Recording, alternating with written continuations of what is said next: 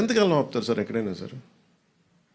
ఇప్పుడు ఇలా అయితే మీరు నాకు తెలిసి తెలంగాణ అంతా కూర్చోబెట్టి, తెలంగాణ నిజంగా చెప్పాలంటే తెలంగాణ పోరాట స్ఫూర్తి చాలా ఎక్కువ. ఇప్పుడు నేను కూర్చోబెట్టి ఇక్కడున్న మా నాయకులు ఎవరు పోటీ చేయట్లేదు కదా, ఇక్కడున్న ఆంధ్ర నాయకులు ఎవరు ఎక్కడ వెళ్ళట్లేదు. అక్కడ కూర్చున్నది పూర్తి తెలంగాణ బాన్ అండ్ బ్రాట్, అది పూర్తి నేలబిడ్డలు, అక్కడ భూమిపుత్రులు.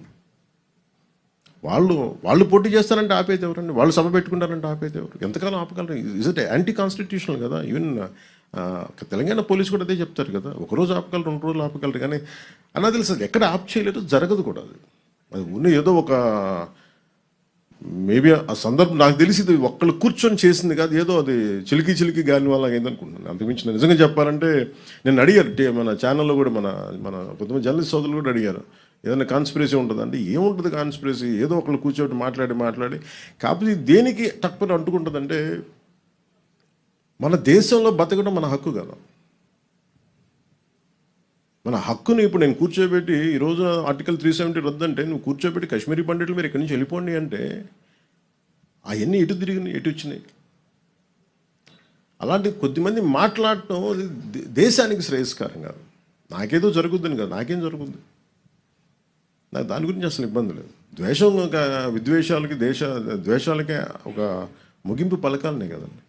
విద్యార్థులు ఏం ద్వేషం ఉంటుంది, యువతలో ఏం ద్వేషం ఉంటుంది?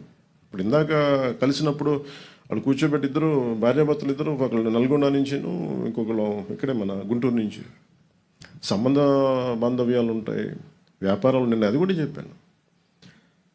ఆంధ్రాకి వచ్చి ఎంతమంది 2014 నుంచి 24 దాకా, ఇప్పుడు నాకు తెలియదు కానీ నా కాంట్రాక్ట్స్ నేను చూడను, కానీ 14 నుంచి 24 దాకా ఎంతమంది తెలంగాణ కాంట్రాక్టర్స్ ఇక్కడ కాంట్రాక్టులు తీసుకున్నారు?